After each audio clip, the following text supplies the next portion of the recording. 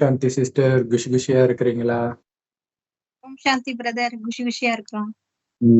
So இன்னைக்கு ஆஹ், அதாவது இன்னைக்கு சிவன் அப்படின்னு சொன்னாலே ஈஷா யோகான்னு மாறிடுச்சு.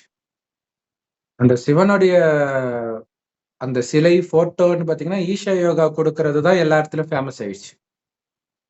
ஸோ இது ஓகே, அது வைக்கிறது அது தப்பு கிடையாது. ஏன்னா பக்தியிலே அது சங்கர் தான் சிவன் சொல்லிடுறாங்க. மற்றபடி சிவனுக்கு உடல் கிடையாது, அந்த லிங்கம். ஆனா ஈஷா யோகாவை பொறுத்த வரைக்கும் லிங்கமும் இருக்கும். தியான லிங்கம்னு பெருசாவும் வச்சிருப்பாங்க, சங்கரையும் வச்சிருப்பாங்க. சோ இவர் ஆதி யோகின்னுவாங்க. அப்ப அவரு என்னன்னு சொல்லுவாங்க? இத ஆதி யோகின்னு சொல்லிட்டீங்க, அப்ப அது என்ன? உடனே எனர்ஜி அது இதுன்னு பிசிக்ஸ். அவரு பிசிக்ஸ் பேக்ரவுண்ட் நினைக்கிறேன். பிசிக்ஸ் இல்லாம ஆன்சரே கொடுக்க மாட்டார். சோ அவரு சமீபமா என்ன சொன்னார் சிஸ்டர்? அவர் காட் சிவானா யாரு, ஹூ இஸ் சிவா அப்படின்னு கேக்குறாரு ஒருத்தர். இங்கிலீஷ் இன்டர்வியூ தான் அது. அல்லது வாட் இஸ் சிவா அப்படின்னு கேக்குறாரு. அதுக்கு இவர் பதில் சொல்றாரு, he is nothing but he is every thing அப்படிங்கிறாரு. மாத்தி மாத்தி பயங்கர கான்ட்ராஸ்டா பதில் சொல்லிட்டு இருக்காரு. எதுவுமே இல்லாம சூன்யமா இருக்கிறது, பிளாக் ஹோல் அந்த மாதிரியும் சொல்றாரு. அப்புறம் ஆக்குறது அழிக்கிறது எல்லாமே அவருதான் அப்படிங்கிறார். அவரு நினைச்சா எது வேணாலும் செய்ய முடியும் அப்படிங்கிறார். அத்தனை பிரபஞ்சமே அவருக்கு கீழே தான் அப்படிங்கிறாரு. ஒரு சமயம் அது இல்லவே இல்லை, அப்படின்னு ஒண்ணு கிடையாது அப்படிங்கிறார். மாறி மாறி சொல்லி மக்களை கன்ஃபியூஸ் பண்ணி, ஒண்ணு பக்தரா இருந்தா நமக்கு மேல ஒரு இறை சக்தி இருக்கு அப்படின்னாலும் ஒத்துப்பாங்க, அதாவது சொல்லலாம். அதுவும் சொல்லல, இருக்குங்கிறாரு இல்லங்கிறாரு. இல்ல கமலஹாசன் பிரதர் மாதிரி இருந்தா நல்லா இருக்குமே அப்படியாவது சொல்லலாம். தெரியல, இருந்தா நல்லா இருக்குமே கமலஹாசன் பிரதர் சொல்லுவார்ல, அந்த மாதிரியாவது சொல்லியிருக்கலாம். அது மாதிரி இல்ல, ஒண்ணு ஆசைக்குனா எஸ் ஜே சூர்யா ஒரு பார்த்து இருக்கு ஆனா இல்ல, அந்த மாதிரி இருக்குது. ஒண்ணு நம்பணும், நம்பினா ஒரு இருக்கு அப்படின்னு சொல்லணும். நமக்கு மேல ஒரு சக்தி இருக்கு, அதுதான் நம்மளை இயக்கிட்டு இருக்கு அப்படியாவது சொல்லணும். ஆதி யோகின்னு சொன்னாரு, சரி அதையாவது கரெக்டா சொல்றாரா? சரி, அவர் நமக்கு எல்லாம் வாழ்ற முறையெல்லாம் கத்து கொடுத்தாரு, அவர் ஒரு யோகி அப்படியாவது சொல்லணும். அதுவும் இல்லாம மாறி மாறி சொல்லி மக்களை கன்ஃபியூஸ் பண்ணி இன்னும் கரெக்டான பதில் சொல்லவே இல்லை அவருக்கு கடைசி வரைக்குமே. அப்ப ஆதி யோகி சிவா இல்லன்னு ஒத்துக்கிறாரா? ஏன்னா சிவான்னு ஒண்ணு இல்லவே இல்ல, ஆனா ஆதியோகி முதல்ல வந்தாரு, யோகத்தை கத்து கொடுத்தாரு. அப்ப வந்தாருன்றீங்க, அப்புறம் அப்படி ஒண்ணு இல்லவே இல்லைன்றீங்க. ஆனா இதுல என்ன ரொம்ப வேதனைக்குரிய விஷயம் என்னன்னா, இவரை நம்புறாங்க பாருங்க மக்கள், கமெண்ட் போடுவாங்க. அவங்கள காப்பாத்துறதுக்கு தான் நம்ம முயற்சியே பண்றோம். அவங்க டேய் உனக்கு என்னடா தெரியும், அதெல்லாம் உனக்கு புரியுமா, அது இதுன்னுவாங்க. அவரு தன்னைத்தானே சத்குரு. சத்குருனா என்ன மீனிங்? சத்தியமான குரு, சத்தியத்தை சொல்றவர் தான் குரு. உண்மையை சொல்றவர், உண்மையான வழிகாட்டுறவர், இருளை போக்குகிறவர் தான் குருங்கிற மீனிங். என்ன மீனிங்? குருனாலே அர்த்தம் அதுதான், இருளை போக்குகிறவர், மன இருளை போக்குகின்றவர்னு அர்த்தம். ஆனா இவர் கன்ஃபியூஸ் பண்ணி இன்னும் கொஞ்சம் பாதாளத்துலதான் தள்ளுறாரு மக்களை. அதாவது இவர் யோகாசனம், அந்த பிராணாயாமம், மெயினா பிராணாயாமம் தான் அவர் மெயினா டீச் பண்ணது ஆரம்பத்துல. அந்த குருன்னு சொல்லி யோகாசன குரு அப்படி சொல்லிக்கங்க. பதஞ்சலிய ஃபாலோ பண்ணாரு, அவர் சொன்ன யோகாசன முறை, பிராணாயாம முறை எல்லாம் சொல்லி கொடுத்தாரு. அது நல்லா இருந்தது. உடம்ப பாதுகாக்கிறதுக்கு என்னென்ன உண்டோ அதெல்லாம் செய்யறாரு. அதெல்லாம் ஓகே, கத்துக்குங்க, கத்து கொடுங்க. ஆனா கடவுளை பத்தி பேசும்போது கரெக்டா பேசணும், மக்களை கரெக்டா வழி நடத்தணும். அதை விட்டுட்டு கன்ஃபியூஸ் பண்ணி நீங்க அந்த பிராணாயாமத்தோட நிப்பாட்டி இருக்கலாம். கடவுளை பத்தி தெரியாம பேசக்கூடாது இல்லையா? அது எவ்வளவு பெரிய பாவம். தான் செய்யறது இல்லாம மத்தவங்களையும் பாவத்துக்கு தள்ளுறாரு அவரு. அத பத்திதான் நம்ம தெளிவுபடுத்தணும். அது என்னன்னா, எனக்கு தெரியாது அவரை பற்றின்னு சொல்றதுக்கு பதிலாக அப்படி ஒருத்தர் கிடையவே கிடையாதுன்ட்டு. இது நாஸ்திகர்கள் பண்ற வேலை. நாஸ்திகர்கள் அப்படிதானே, தனக்கு தெரியாததை இல்லவே இல்லைன்றுவாங்க, அப்படி ஒண்ணு இல்லவே இல்லைன்றுவாங்க. இருப்பாங்க. நம்ம எல்லாம் இயற்கையா இருந்தது, மனுஷங்க ஒரு செல் உயிரே, 2 செல் உயிரே அப்படி இவாலுவேட் ஆகி இப்ப இந்த அளவுக்கு முன்னேறிட்டோம் அப்படின்னாது சொல்றாங்க. அதாவது சொல்லலாம். அதுவும் இல்லாம இதுவும் இல்லாம இப்ப 2 கட்டானா மக்களை குழப்ப கூடாது இல்லையா? நிறைய பேர் சொல்லிட்டாங்க. அபிக்யா அப்படிங்கிற அந்த சின்ன ப்ராடிஜின்ட்டு சின்ன வயசுலயே அந்த கொரோனா எல்லாம் கூட வரப்போகுதுன்னு முன்கூட்டியே சொன்ன சின்ன பையன், இப்ப கொஞ்சம் பெரியவன் ஆயிட்டாரு. அவரும் சொன்னார், நான் அடிச்சு சொல்றேன், ஈஷா யோகா ஜக்கி வாசுதேவுக்கு எதுவும் தெரியாது அப்படின்னு சொன்னார். அதே மாதிரி இன்னொருத்தர் ஒரு அந்த வைணவ சம்பிரதாயத்தை சார்ந்த நார்த் இந்தியன், அவரும் சொல்றாரு, உனக்கு நீ சொல்றல எதுவுமே நான் பைபிள் படிச்சு, சரி இந்த வேதங்கள் படிச்சதுல கீதை படிக்கலாம், அப்ப நீ அமைதியா இரு, எதுக்கு இதை பற்றி பேசுற? உனக்கு எதுவுமே தெரியாது இல்ல அப்படின்னாரு. சோ அதே மாதிரி இங்க தமிழ்ல கூட சிவயோகின்னு ஒருத்தர் இருக்கிறார். அவரும் சொல்றாரு, நான் வேணா சேலஞ்ச் பண்றேன். அவருக்கு ஒண்ணுமே தெரியாது ஆன்மீகத்தை பத்தி. வேணா அவரை வர சொல்லுங்க. நாங்களே அவருக்கு காசு கொடுக்குறோம், வர சொல்லுங்க அப்படின்னு சொல்லியிருந்தார்.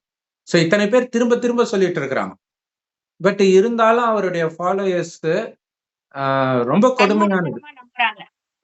அவங்களுக்கு அது வந்து அந்த ஓஷோ ஃபாலோயர்ஸ் அந்த மாதிரி ஒரு குரூப் அது.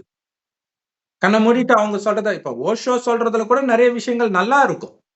இங்க அது கூட இருக்காது. இவர் சொல்றது எல்லாமே ஓஷோல இருந்து காப்பி அடிச்சு சொல்றதுதான். ஆனா இதுல கொஞ்சம் சயின்ஸை கலந்துக்கிறார். சயின்ஸை கலந்து சொல்லிட்டு இருக்காரு. சிவா வந்து நத்திங். இப்ப இருக்கிற ஜெனரேஷன் வந்து இந்த சயின்ஸை வச்சு சொன்னா ஓகேம்பாங்க இல்லையா, அதனால அது அப்படி இழுத்து விட்டுருக்கிறாரு இதையும். அது பிடிச்சிருக்குது எல்லாருக்கும். அதனால அவர் சேர்ந்து அதை பண்ணிட்டு இருக்கிறாங்க. இன்னொரு நினைக்கிறாங்க, நினைக்கிற அளவுக்கு அவர் பேசுறாரு. மேனிபுலேட் பண்றாரு. மேனிபுலேஷன் அதான் அவர் பண்ணிட்டு இருக்கிறது. சோ அது எல்லாருக்கும் பிடிச்சிருக்குது.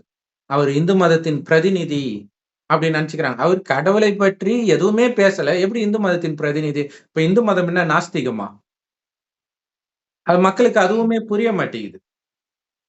இப்ப நல்லா யுஎஸ்ல நல்லா ஏக்கர் கணக்குல இடம் வாங்கி போட்டு அங்க பக்காவா ஆயிட்டாருங்க. இப்ப இங்க நிறைய எதிர்ப்புகள் வந்தது இல்லையா, நடுவுல கொஞ்சம் நக்கீரன் கோபால் இவங்கெல்லாம் பேசினாங்க, பாலிடிக்ஸ் நிறைய வந்ததுல இப்ப அங்க போயிட்டாரு. அங்க தனக்குன்னு ஒரு சாம்ராஜ்யம் மாதிரி உருவாக்கிக்கிட்டு அங்க இருக்கிறவங்க தான் ஆன்மீகத்தை பத்தியே எதுவுமே தெரியாதே,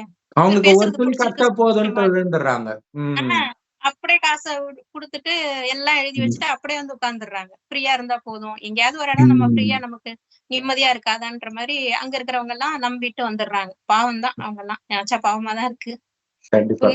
உண்மையான ஆன்மீகம் என்னன்னு தெரியாம இவங்கள்ட்ட போய் மாட்டிக்கிறாங்க.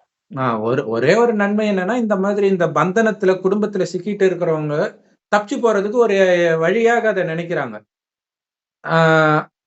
அது ஓரளவுக்கு ஓகேன்னு சொல்லலாம்.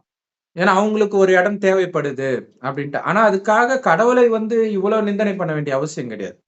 ஒண்ணுமே இல்லைன்றது, அவரே எல்லாம் பண்ணா, அவரே படைக்கிறாரு, அழிக்கிறாரு. ஆனா அதுல உண்மை இருக்குது. ஆனா அது தெரிஞ்சு அவர் சொல்றது கிடையாது இல்லையா? படைப்பவர், அழிப்பவர் அப்படிங்கறதெல்லாம் இருக்குது. ஆனா எதுவும் இல்லாத ஒண்ணு எப்படி பண்ணும்? அப்ப டார்க் எனர்ஜின்னு வேற சொல்லி விட்டுறாரு. டார்க் எனர்ஜி இப்படி எல்லாம் வேற சொல்லிக்கிறாரு. அப்ப வந்து நம்ம ஒரு அந்த ஜன்னல் அந்த சாவி போடுற அந்த துளை வழியா, கீ ஹோல் வழியா பார்த்தா எவ்வளவு தெரியுமோ அந்த அளவுக்கு தான் உங்களுக்கு கடவுளை பத்தி தெரியும். அவர் வந்து பில்லியன்ஸ் ஆஃப் பீசஸ், அதுல ஒரு 12 பீஸை வச்சுக்கிட்டு நீங்க எப்படி கடவுளை கண்டுபிடிக்க முடியும்? அப்ப எனக்கு தெரியலன்னு அவர் சொல்லிட்டு போக வேண்டியதுதானே. அப்புறம் எதுக்கு இருக்கிறாரு, இல்லாமலும் இருக்கிறாரு? இது ஆக்சுவலா அவர் சொல்றது கீதை. ஆக்சுவலா கீதையில வரும் இதெல்லாம். நான் அனைத்துமாக இருக்கிறேன், சுகதுக்கத்தை நான் தான் படைத்தேன், அதுல இருந்து விடுபட்டும் இருக்கிறேன்னு வரும். கொஞ்சம் அதுல இருந்து, அதுக்காக இல்லாம இருக்கிறேன்ட்டு வராது. இந்த ஷிவ்னா ஜீரோன்னு ஒரு வார்த்தை வருது, சூன்ய அப்படின்னு வருது. அதை புடிச்சுக்கிட்டார், எதுவும் இல்லாதவர் அப்படின்ட்டு. ஒளி, மெயினா ஒளி, தீபசுடன். அதுக்காக தான் நம்ம இந்த விளக்கேத்தி கும்பிடுற பழக்கம் எல்லாம் வந்துதா. கடவுளை வந்து இறைவனை வந்து அந்த ஒளி ஜோதி ரூபான்னு நினைப்போம் நம்ம. அவரை போய் இருள் ரூபன்ட்டாரு. அவரை போய் இருள் ரூபன்ட்டாரு. இதுவும் இவர் புதுசா சொல்றது இல்ல. வேதாத்ரி மகரிஷியும் அவரும் அதேதான், கடவுள் இருட்டு அப்படி சொல்லிட்டு இருக்கிறாங்க. இன்னொரு விஷயம் என்னன்னா, அந்த சத்குரு அப்படின்னா முதல்ல குருனாலே நம்மை வந்து இந்த உடலை தாண்டி ஒரு இடத்துக்கு அழைச்சிட்டு போறவங்கன்னு அர்த்தம். அதாவது அடுத்த ஜென்மத்துக்கு நம்மை தயார்படுத்துறவங்க அல்லது பிறவா நிலை. இந்த ரெண்டுமே நான் கேரண்டி கொடுக்கல அப்படின்னு அவரே சொல்றாரு. அப்ப எதுக்கு இவங்க போறாங்கன்றது இவங்களுக்கே தெரியல. இப்ப இவங்க யாருமே, அந்த எதிர்ப்பு தெரிவிக்கிறவங்க யாருமே அவர் சொல்ற ஞானம் தப்புன்றத சொல்ல மாட்டாங்க. அவர் இங்க நிலத்தை வாங்கி வச்சிருக்கிறாரு, யானை வர பாதை, இதுதான் சொல்றாங்களே தவிர அவர் பேசுறதே தப்புன்றது அவங்களுக்கு தெரியல. அதுதான் இங்க பெரிய விஷயமாக இருக்குது. பெரிய பெரிய பிரபலங்கள்லாம் போய் மாட்டிக்கிட்டு இருக்கிறாங்க. அவங்களுக்கு அதுதான் புரியும் போல இருக்குது. எப்படி வந்து கிறிஸ்தவர்களுக்கு பைபிளை தாண்டி அவங்களால யோசிக்க முடியாது, முஸ்லிம்களுக்கு குரானை தாண்டி யோசிக்க முடியாது, அது மாதிரி இது ஒரு குரூப்னு நினைக்கிறேன்.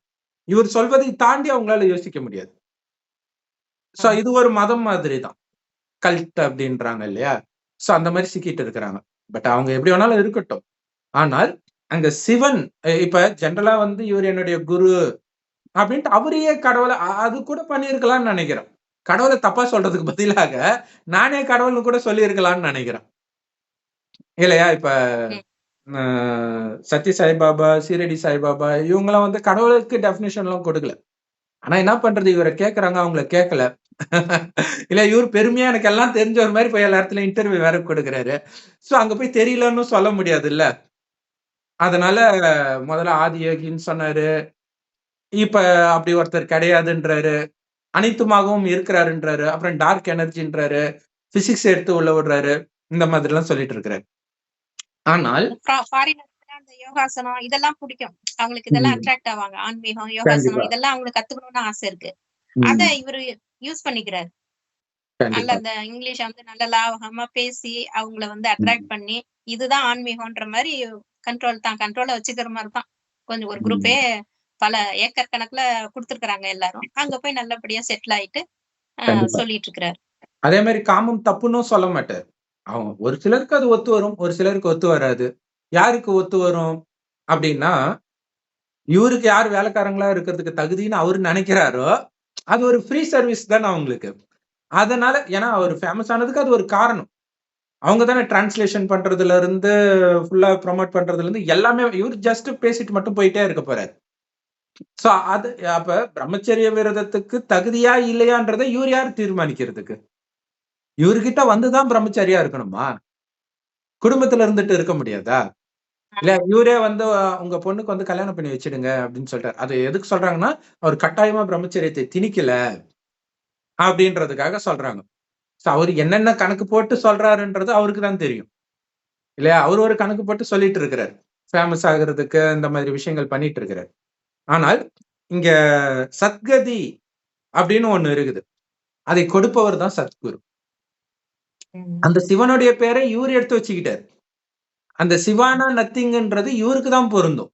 இவரு ஒண்ணுமே இல்லைன்றதுதான் உண்மை இல்லையா? இருக்கிற மாதிரி இவரே காட்டிக்கிறார். ஆனால் சிவன் தான் சத்குரு, சத்கதிக்கு வழி கொடுப்பவர். சரியான வழியை சொல்லிக் கொடுக்கக்கூடிய குரு அவர். குரு பகவான் அவரை தான் சொல்றோம். கரெக்ட். தட்சிணாமூர்த்தியும் அவரு தான். சோ அப்ப நிறைய சிவன் கோயில்ல பாத்தீங்கன்னா கோபுரத்துல அது இருக்கும்.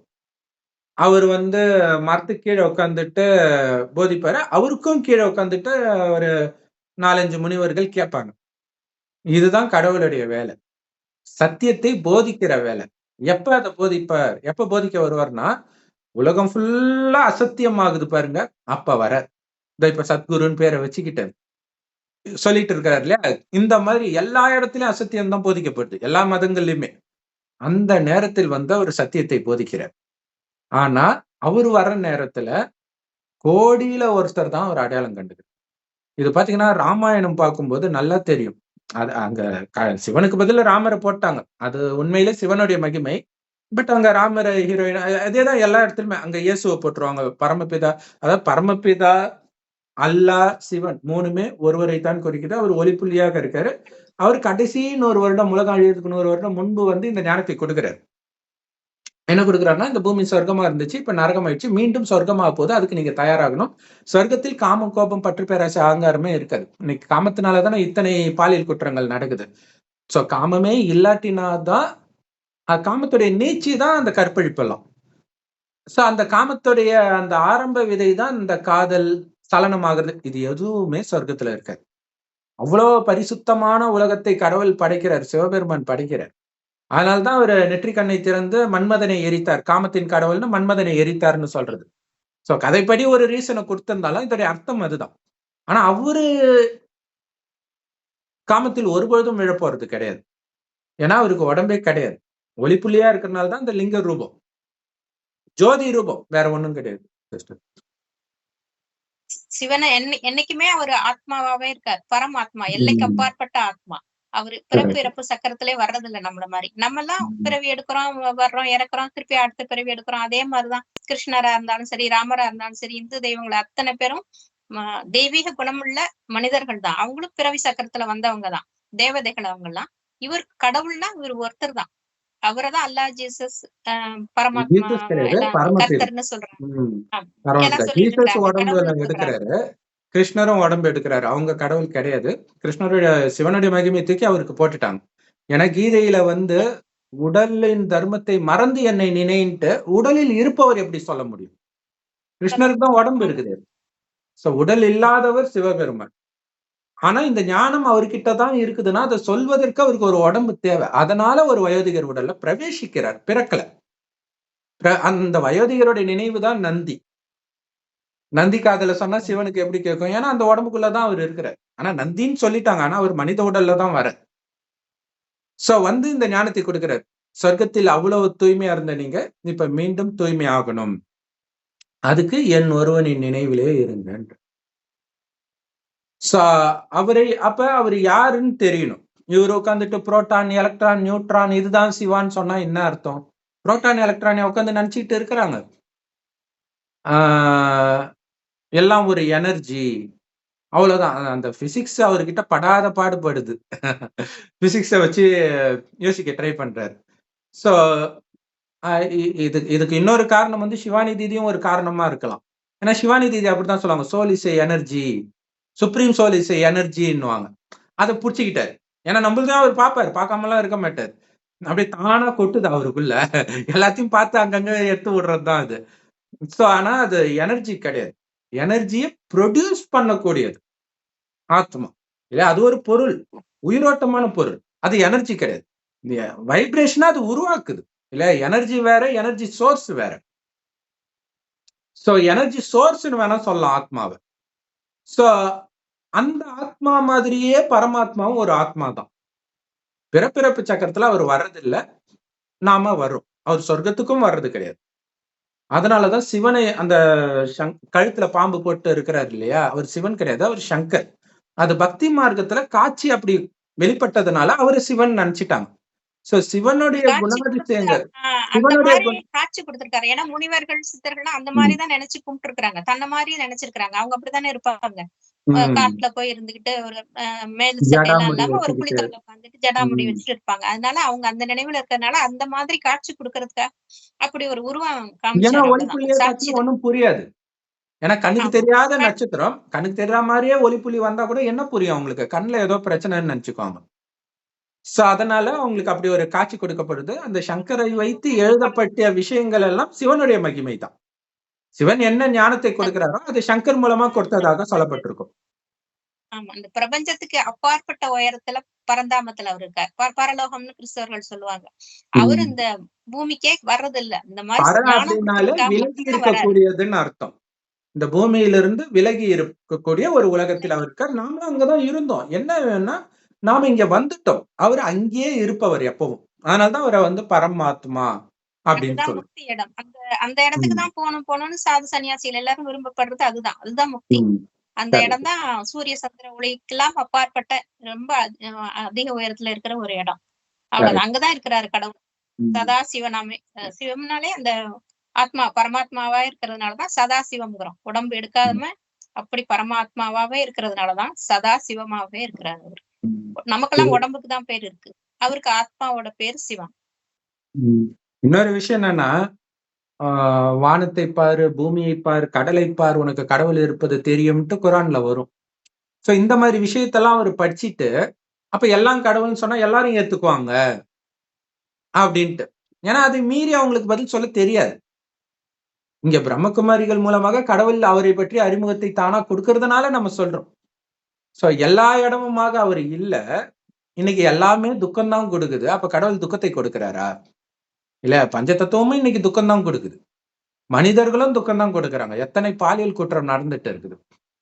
சோ அப்ப இதுக்கெல்லாம் காரணமான குறிப்பாக காமத்தை அழிக்க வைக்கிற நம்மள உடல்னு பார்த்ததுனால்தான் இந்த பிரச்சனை. ஆத்மான்னு பாருங்க.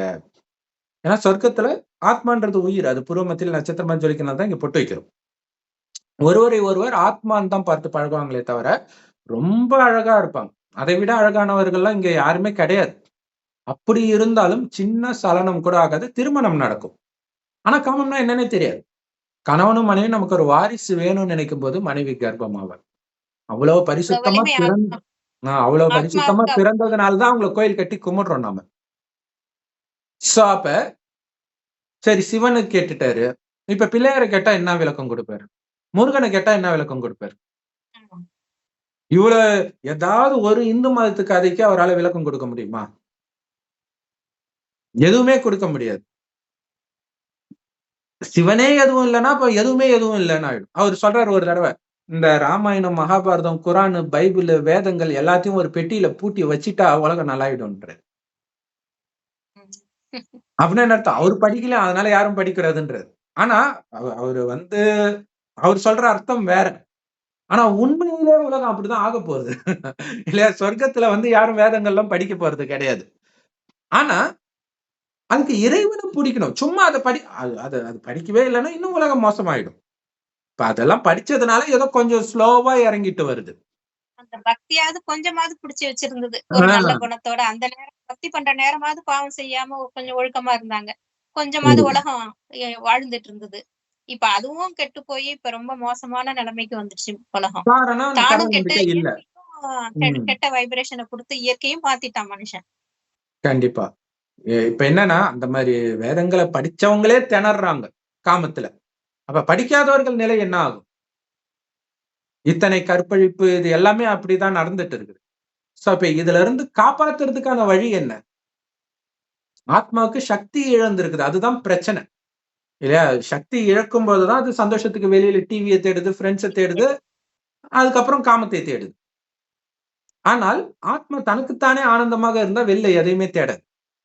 அப்ப தனக்குத்தானே ஆனந்தமா வர்றதுக்கு இறைவனை நினைக்கணும் இல்லையா? அவரு ஆனந்த அலைன்ற நம்ம யூஸ் பண்ண வேண்டிய வார்த்தையெல்லாம் அவரே முன்கட்டி யூஸ் பண்ணிக்கிறார். என்ன கைய காலம் மடக்கிட்டு ஆனந்தம் வந்துடுமா? சொரூபமானவர். ஆமா, அவர் எப்பயுமே சந்தோஷமா சச்சிதானந்த சொரூபமானவர்னு நம்ம சிவபெருமான சொல்லுவோம். எப்பயுமே ஆனந்தத்துல இருப்பவர். அதான் அந்த நடராஜ ரூபம் கூட ஆனந்த தாண்டவம்னு சொல்றது அதுதான். அது ஒரு உருவம் படைச்சிருக்காங்க, அவ்வளவுதான். அதை புரிஞ்சுக்கிறதுக்கு அது ஒரு தன்மை. சந்தோஷமா இருக்கிறத வெளிக்காட்டுறத நடராஜர் உருவமா அப்படி காட்டிட்டாங்க.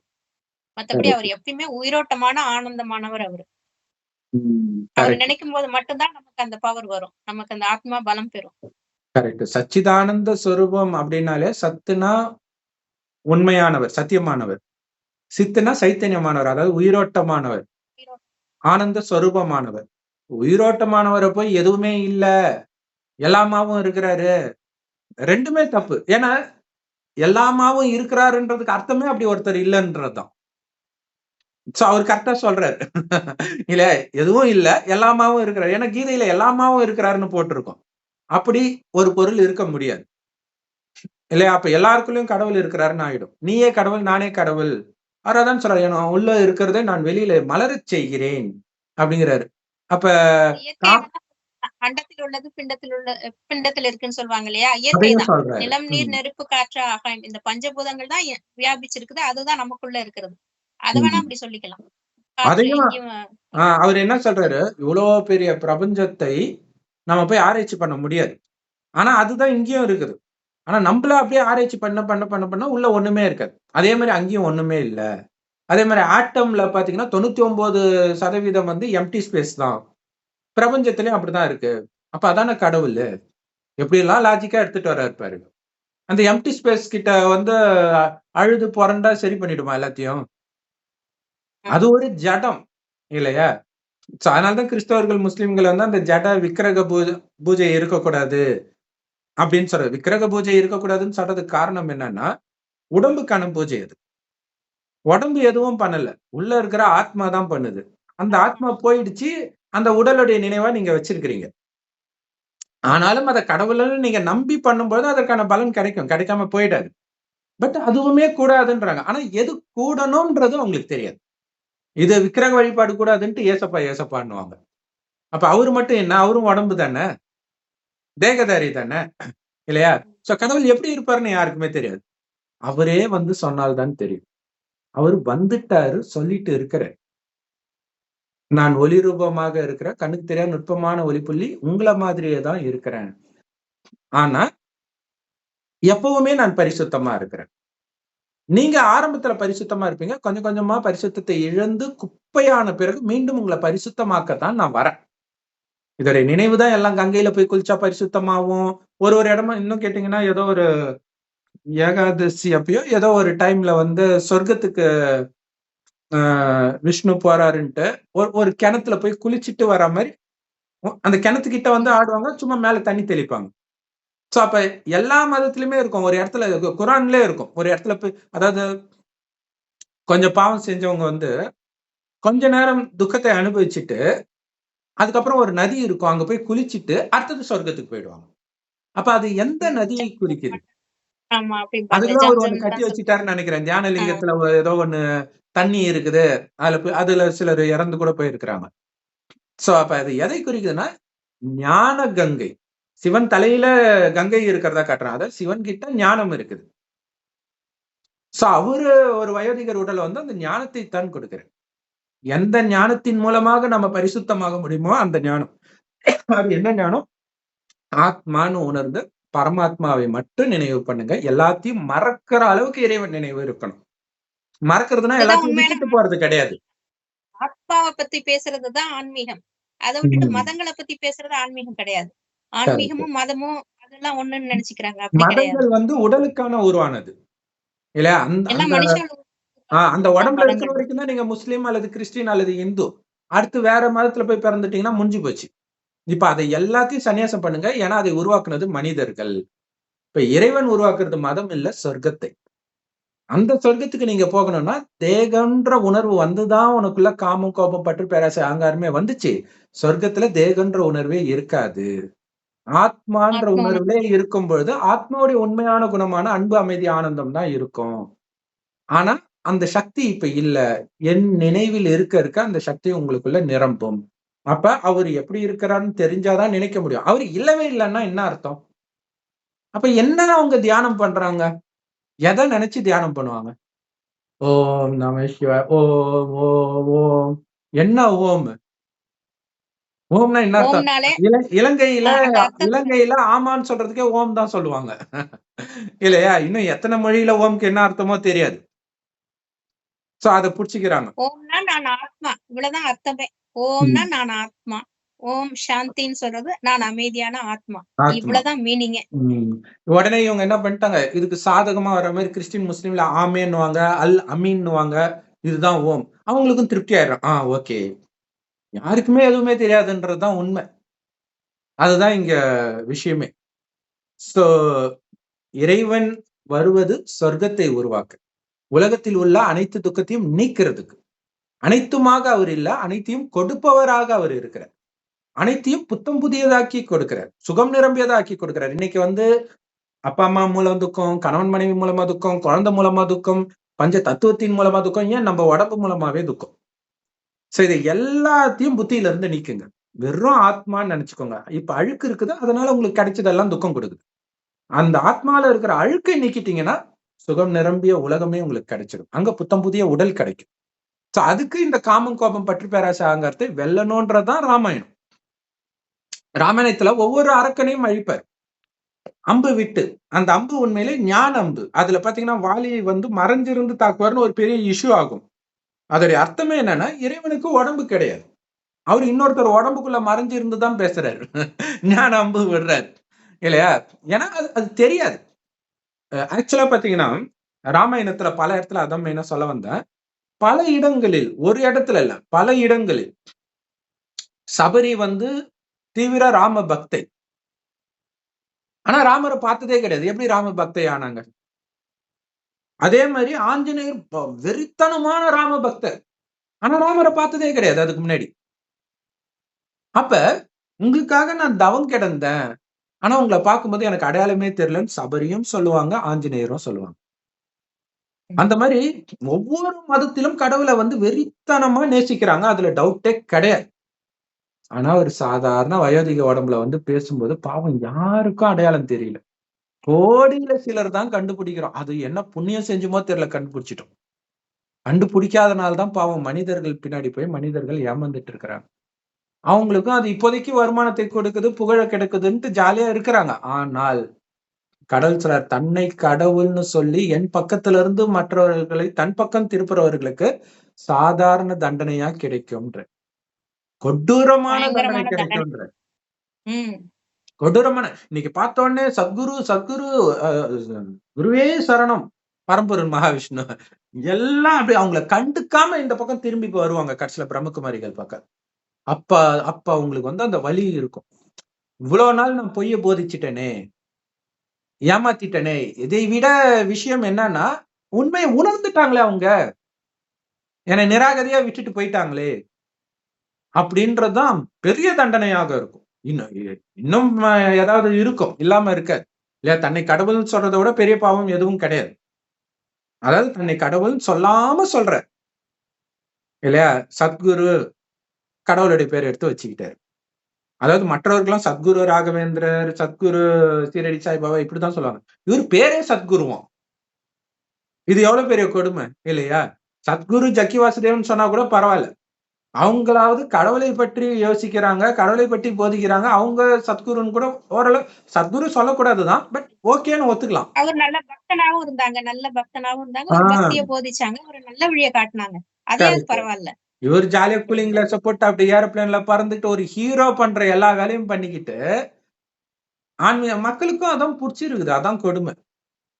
ஏன்னா பரம்பொருள் மகாவிஷ்ணு சொன்னாரு, பந்தா இல்லைன்னா எங்க திரும்பி பாக்குறாங்கன்றாரு. அந்த மாதிரிதான் இருக்குது. என்ன பண்றது? சோ கடவுளின் பக்கம் திசை திருப்புறது வந்து சாதாரண விஷயம் கிடையாது. கோடியில சிலர் தான் இந்த ஞானத்தை கேட்கிறாங்கன்றதுனால்தான் 5 பாண்டவர்கள் தான் கிருஷ்ணரின் வழிபடி ஃபாலோ பண்ணாங்க. மற்ற எல்லோரும் கௌரவர்கள்னு சொல்லப்படுது. சோ இறைவனை அடையாளம் கண்டுபிடிக்கிறது வந்து அவருடைய ஞானத்தை வச்சுதான் கண்டுபிடிக்க முடியும். சோ அதுதான் பைபிள்ல இறைவனிடம் ஆதியில் வார்த்தை இருந்தது, பிறகு அதுவே இறைவனாக இருந்தது. உடனே இவங்க ஓம்னு புரிஞ்சுக்கிட்டாங்க. இவங்களுக்கு தெரியாதனால அப்படி புரிஞ்சுக்கிட்டாங்க. சோ கடவுள் கிட்ட ஞானம் இருக்குது, வார்த்தைன்றது ஞானம் இருக்குது. ஆனா அந்த ஞானத்தை வச்சுதான் அவரையே கண்டுபிடிக்கிறோம். இல்லைன்னா தெரியாது. அந்த வயோதிகருக்குள்ள கடவுள் வந்தாரா இல்லையான்னு எப்படி தெரியும் பாக்குறதுக்கு? பேசுறத வச்சுதான் நம்ம புரிஞ்சுக்க முடியும். இப்ப இந்த ஞானம் ஒரு அட்டை படத்தை வச்சு ஒட்டுமொத்த உலகம் ஆரம்பத்தில் இப்படித்தான் இருந்தது, 5000 வருடம் கழிச்சு அழிந்து மீண்டும் சொர்க்கமாகும், அதுக்கு முன்பு இறைவன் இந்த ஞானத்தை கொடுத்து நம்மை தயார்படுத்துவார். முக்கியமான ஞானம் ஆத்ம உணர்வுன்னு வர்றதுதான். ஒவ்வொரு 5000 வருஷத்துலயும் இதேதான் நடக்கும். இதை வந்து மனித ஞானத்தை வச்சு சொல்ல முடியுமா? கடவுளுடைய ஞானம் இல்லாமல் இதை சொல்ல முடியுமா? அதை யோசிக்கணும் இல்லையா? சம்பந்தமே இல்லாம அரசியல பேசுறது, இதை பேசுறது, அதை பேசுறது, அதுவும் ஆன்மீகம். இப்ப நம்மளும் வந்து மற்ற டாபிக் எல்லாம் பேசுற மாதிரி தெரியும், ஆனா எடுத்துட்டு வந்து இங்கதான் எடுத்து நிறுத்திருப்போம். வெளிப்படுத்துறது நம்மளோட வேலை. அதோட அந்த அதிகாரத்தை நமக்கு கொடுத்திருக்காரு. அதான் அதிகார நந்தி அப்படின்னு கூட கோயில்ல வச்சிருப்பாங்க. நந்தினா இப்படி ஒருத்தங்க வந்து சொல்றதுதான், உங்க மூலமா சொல்றது நந்தின்னு சொன்னாங்க பிரம்மாவை. அதே மாதிரி எல்லாருமே சுத்தி இருக்கிற அந்த சாலி கிராமங்கள் எல்லாமே இந்த அதிகார நந்தி அப்படிலாம் சொல்லுவாங்க. கடவுளை பத்தி பேசக்கூடிய அதிகாரம் நமக்கு தான் கொடுத்திருக்கிறாரு கடவுள். கண்டிப்பா. ஏன்னா அவரை பற்றி ஞானம் அவர் மூலமாக கேட்கிறவங்களுக்கு தான் தெரியும். மனிதர்கள் பின்னாடி சுத்துறவங்களுக்கோ அல்லது வேதங்களை படிப்பவர்களுக்கோ அல்லது சும்மா அந்த பக்தி புஸ்தகங்கள் வருது பாருங்க, அதை படிக்கிறவங்களுக்கு என்ன புரியும்? ஒண்ணுமே புரியாது. அந்த லட்சுமி நாராயணன் யாரு தெரியாது. ஆனா ஒரு பக்கம் அவங்களே சொல்லுவாங்க, இதெல்லாம் நம்புற மாதிரியா இருக்குது. எங்க அம்மாவே சொல்லுவாங்களே, இதெல்லாம் நம்புற மாதிரியா இருக்கு. ஆனா உழுந்து சாமி கும்பிடுவாங்க. நைட் எல்லாம் ஆச்சுன்னா முருகா முருகா முருகான்னுவாங்க. ஆனா அவங்களே சில சமயம் சொல்லுவாங்க, இதெல்லாம் நம்புற மாதிரியா இருக்குதுன்னு சொல்லுவாங்க. ரெண்டும் சின்ன குழந்தைங்களுக்கு மாரல் ஸ்டோரி சொல்ற மாதிரி பெரியவங்களுக்கு சொல்ற மாரல் ஸ்டோரி தான் பக்திகள். அதனால வரைக்கும் அது காப்பாத்திட்டு வந்தது. ஓகே. ஆனா இப்ப கடைசி நேரம் வந்துருச்சு. உலக அழிவு கிட்ட நெருங்கிட்டு வர்ற நேரத்துல நம்ம உண்மையான ஞானத்தை உணரணும் இல்லையா? பக்தி முடிஞ்சுதான் நமக்கு ஞானம் கிடைக்கும். நம்மளும் பக்தி பண்ணாம ஒரு காலத்துல பல ஜென்மமா பக்தி பண்ணவங்கதான். பக்தி முடிஞ்சுதான் ஞானம் கிடைக்கணும் அப்படிங்கிறது இருக்கு. அது ஒரு விதி மாதிரிதான். கண்டிப்பா. அப்ப ஏன் இவருக்கு கிடைக்கலன்னா, பெரும்பாலும் இதெல்லாம் புது ஆத்மாக்களாக இருப்பாங்க. கடைசியா வருவாங்க. அதான் பெரிய தண்டனையே. சொர்க்கத்துக்கும் வரமாட்டாங்க, நரகமும் ஆரம்பத்துல நல்லாதான் இருக்கும், அங்கேயும் வரமாட்டாங்க. கடைசியா வரும்போது ஸ்ட்ரைட்டா கடவுள் கிட்ட இருந்து முதல்ல வர்றதுனால அதுக்கு ஈர்ப்பு சக்தி இருக்கும். அந்த ஈர்ப்புல மக்கள் வாங்கி போவாங்க. சில ஆத்மாக்கள் 1-2 பிறவிதான் எடுக்கும். சில முழுசா எடுத்தவங்க 84 பிறவிகள் தான் மொத்தமா நிறைய. அவங்கதான் இப்ப சக்தி இழந்து ஏழையா இருப்பாங்க. ஆனா அவங்களுக்கு தான் இறைவன் கிடைக்கிறார். அதனாலதான் ஏழை பங்காளன் எல்லா மதத்திலுமே இருக்கும். அந்த ஏழைகளுடைய மகிமை வந்து குரான்லயும் இருக்கும், பைபிள்லயும் பாத்தீங்கன்னா, ஒரு பணக்காரன் கொடுக்கிற 1 லட்சத்துக்கும் இந்த ஏழை விதவை பெண் கொடுக்கிற 1 ரூபாவும் கடவுளுடைய பார்வைக்கு சமமாக தெரிகிறது அப்படின்னு இருக்கும். குரான்லயும் அதே மாதிரி நிறைய ஏழைகளை வச்சு இருக்கும். சோ இதை புரிஞ்சுக்கணும். ஆனால் பணக்காரர்கள் வந்து அவங்க அந்த ஒரு பிரிஸ்டேஜ் போறதே 5 ஸ்டார் ஹோட்டலுக்கு தானே போவாங்க. அந்த மாதிரி எங்கெல்லாம் நடிகர் நடிகை எல்லாம் போறாங்களோ அங்கதான் அவங்களும் போவாங்க. என்ன பண்றது? யாரு காப்பாத்துறது அவங்கள? ரஜினி ஒருத்தர் தான் அந்த பக்கம் போகாம மற்ற சாமியார் பின்னாடி போயிட்டு இருக்கிறாரே தவிர அப்பயும் கடவுள் கிட்ட வரல. என்ன பண்றது? அவர் இன்னும் தேடிட்டு இருக்கிறாரு. உண்மையான ஆன்மீகம் எது அப்படிங்கறத இன்னும் அவர் உணரல. கூடிய சீக்கிரம் உணர்வாருன்னு நம்புறோம். பாசிட்டிவ் எண்ணம் வைப்போம். சோ ஜக்கி வாசுதேவா மாறுறாரோ இல்லையோ, அவர் ஃபாலோ பண்ணிட்டு இருக்கிற ஒரு ஆத்மா இதை பார்த்து மாறினாலே நமக்கு வெற்றி தான். ஏன்னா இது கோடியில ஒருத்தருக்கு தான் இது புரியும். யார் சொர்க்கத்தில் தேவதையா இருந்தார்களோ அவர்களுக்கு வேற எதுலையுமே திருப்தி அடைய மாட்டாங்க, இறைவனுடைய ஞானம் கிடைக்கிற வரைக்கும். மற்றவர்கள் அதிலே திருப்தி ஆயிடுவாங்க. பட் அவங்களுக்கும் ஒரு துளியாவது கொடுக்கணும்ல. ஈஷா யோகா ஜக்கி வாசுதேவ் சொல்லுவார். என்ன சொல்லுவாருன்னா, என்னுடைய லட்சியம் வந்து எல்லாருக்கும் ஒரு துளி ஞானமாவது கிடைக்கணுமா, அதுதான் எங்களுடைய ஆசையமும். அவருக்கு ஒரு துளியாவது கிடைக்கணும்ட்டு. அவருக்கு ஞானத்துக்கும் அவருக்கும் சம்பந்தமே கிடையாது. ஆனா அவர் அப்படி சொல்றாரு. சோ அப்படி அவரை ஃபாலோ பண்றவங்களுக்கு இந்த ஒரு துளி என்ன ஆத்மான்னு உணர்ந்து பரமாத்மா நட்சத்திரம் மாதிரி நினைக்கணும். அவ்வளவுதானே. திரும்ப திரும்ப நாம அதுக்குதான் அதை ரிப்பீட் பண்றோம். ஏன்னா இங்க வந்து நம்மளுடைய எய்ம் வந்து அவரை பற்றி பேசுறது கிடையாது. ஆனா இதை வைத்தாவது அவருடைய சிஷ்யர்களுக்கு இந்த ஞானம் போகட்டுமே. அவரை கிரிட்டிசைஸ் பண்ணணும், மத்தவங்களை கிரிட்டிசைஸ் பண்ணணுங்கிற எண்ணம் எல்லாம் கிடையாது. இது மூலமாவது மக்கள் பார்க்க மாட்டாங்களா? அவங்க பாக்குறவங்க என்ன சொல்ல வராங்கன்னு பார்க்கும் போதாவது இந்த ஒரு ஞானம் ஒரு துளியாவது அவங்கள்ட்ட போய் சேரணுமே, அந்த எண்ணத்துலதான் சொல்றோம். சோ அதுல வந்து இப்ப இல்லாட்டினாலும் கடைசியில துடிக்கும் பொழுது கடவுளே காட்சி காட்டுவார். அந்த நட்சத்திரம் மாதிரி. இது நம்ம எங்கேயோ கேள்விப்பட்டுமேட்டு அப்ப நினைப்பாங்க விழுந்து விழுந்து. சோ அந்த ஒரு வார்த்தையாவது ஞாபகம் வரும். ஆத்மானு உணர்ந்து பரமாத்மாவை நினைச்சாதான் நம்ம அந்த இடத்துக்கு போக முடியும், முக்திக்கு அடைய முடியும் அப்படிங்கிற ஒரு எண்ணம் கடைசியில வரும். அப்ப இந்த வார்த்தையை ஒரு நாளாவது கேட்டிருந்தா தானே அப்ப மனசுல வரும். அது கண்டிப்பா மறக்க மாட்டாங்கன்னு கடவுள் சொல்றாரு. நான் ஞாபகப்படுத்துவேன் அவங்களுக்குன்றாரு. சோ அப்ப இறைவனை நினைச்சு மேல போயிடுவாங்க. சோ முக்தி, அவங்க முக்தி மட்டும்தான் அடைவாங்க. சொர்க்கத்துக்கு போகணும்னு ஆசை இருந்தா அவங்க எதுக்கு அவர் பின்னாடி அலைய போறாங்க இல்லையா? அவங்க பிறவா நிலை இப்ப கொஞ்சம் நிம்மதியா இருக்கணும் அப்படின்னு போறாங்க. தேவதைகள் தானே வாழ்ந்தாங்க, வாழ முடியும். அதுதான் வேர்ல்டு டிராமான்னு சொல்றோம் இல்லையா? அதுபடிதான் நடக்கும். 33 கோடி பேர் தான் அப்படி புரிஞ்சுக்கிட்டு வர முடியும்.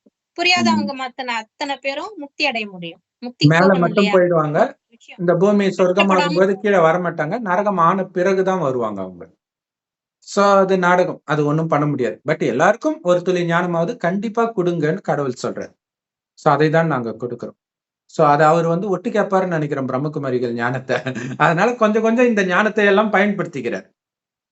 ஓம் சாந்தி. தேங்க்ஸ் ஃபார் வாட்சிங். சோ இறைவனுடைய ஞானம் எல்லா பிரம்மகுமாரிகள் ராஜயோக தியான நிலையத்திலும் முற்றிலும் இலவசமாக, ஒரு பைசா செலவில்லாமல் கிடைக்கும். யூடியூப் வெப்சைட்ஸ்லயும் இருக்கு. அதோட லிங்க் உங்க போகவே முடியலையா? யூடியூப் வெப்சைட்ஸ்லயும் இருக்குது. முரளின்ட்டு எந்த லாங்குவேஜ்ல போட்டாலும் வரும். அவசியம் பாருங்க. நம்மளே டிஸ்கிரிப்ஷன்ல லிங்க்ஸ் கொடுக்குறோம், அதையும் பாருங்க. அது இல்லாம நீங்க கூகுள் சர்ச் பண்ணீங்கன்னா எல்லா மொழியிலுமே இருக்கும். உங்க வீட்டுக்கு அருகில் உள்ள பிரம்மகுமாரி சென்டருக்கு போங்க. முழுக்க முழுக்க ஃப்ரீ. தினம் தினம் நடக்கும். சாகுற வரைக்கும் ஞானம் கொடுத்துக்கிட்டே இருப்பார். மனுஷனால கொடுக்க முடியுமா? வேற எதையோ தான் பேசிட்டு இருக்க முடியும். அந்த ஞானம் திரும்ப திரும்ப அதோடைய சாரம் பார்த்தீங்கன்னா ஆத்ம உணர்வுக்கு வர வைக்கிறது தான். அப்ப வெளி உலக விஷயத்துல இருந்து உங்களை திருப்புறதுக்காக கடவுள் சில சுவாரஸ்யமான விஷயங்களை சொல்லி சொல்லி சொல்லி சொல்லி உங்களுடைய புத்தியை இறைவன் பக்கமும் ஆத்ம உணர்வுலையும் நிலை பெற வைப்பார். இதுதான் கீதையில கடைசியில் எனக்குள் ஒடுக்கி கொண்டேன் அனைவரையும், பிறகு அடுத்த யுகத்தில் என்னிலிருந்து வெளிப்படுவார்கள். அதுதான் இந்த காலச்சக்கரம். அதுல பரமேஸ்வரனாகிய எண்ணில்னே வரும், கிருஷ்ணர்னு வராது. கிருஷ்ண பகவான் மகா வாக்கியம்னு வரும். ஆனா அடிக்கடி பரமேஸ்வரன்ற வார்த்தையும் வரும். ஆக்சுவலா நீங்க வந்து தமிழ் டிரான்ஸ்லேஷன் பைபிள் குரான்லயே பரமேஸ்வரன்ற வார்த்தை இருக்கும். அவங்க பேசும்போதே பரமேஸ்வரன்னே சொல்றாங்க, பத்தி பரமேஸ்வரன்னே சொல்றாங்க. ஒரு முஸ்லிமே ஹிந்தியில பேசும்போது பரமேஸ்வரன்னே சொல்றாரு. ஏன்னா கடவுள் ஒருத்தர்ன்றது, அந்த பரமேஸ்வரன்றது கடவுள் அப்படி எடுத்துட்டு வராங்க. அந்த பரமேஸ்வரனை பற்றி தெரியாது அவங்களுக்கு. பரமேஸ்வரன் கடவுள் தெரிஞ்சுக்கிட்டாங்க, ஆனா அவரை பற்றி தெரியணும்ல. எந்த விதத்துல அவர் வேற வேற பேர்ல சொல்றாங்க, அவ்வளவுதான். தென்னாடுடைய சிவனை போற்றி எந்நாட்டவர்க்கும் இறைவா போற்றின்னு சொன்னாங்க இல்லையா அந்த காலத்துல. எல்லா நாட்டுலயும் இறைவான்னு சொல்றது இந்த ஒருத்தரை தான், நம்ம சிவனை சொல்றோம். ஆனா ஒரு இடத்துலதான் வர, இதே பாரத பூமியில தான் வர. அதனால்தான் புண்ணிய பாரதம். இந்த பாரத பூமி தான் சொர்க்கமாகுது. உலக அழிவிலிருந்து பாதுகாக்கப்படுவதும் இந்த பாரதம் தான். ஆனா அத நித்யானந்தா கூட சொல்றாரு, பாரதம் அழியாதுன்னு. அவர் எதை வச்சு சொன்னாரு தெரியல. ஆனா ஆச்சரியமா இருக்குது. அவங்க மூலமா வெளிப்படுது கொஞ்சம். அவ்வளவுதான். ஓம் சாந்தி. தேங்க்ஸ் ஃபார் வாட்சிங். Thank you sister.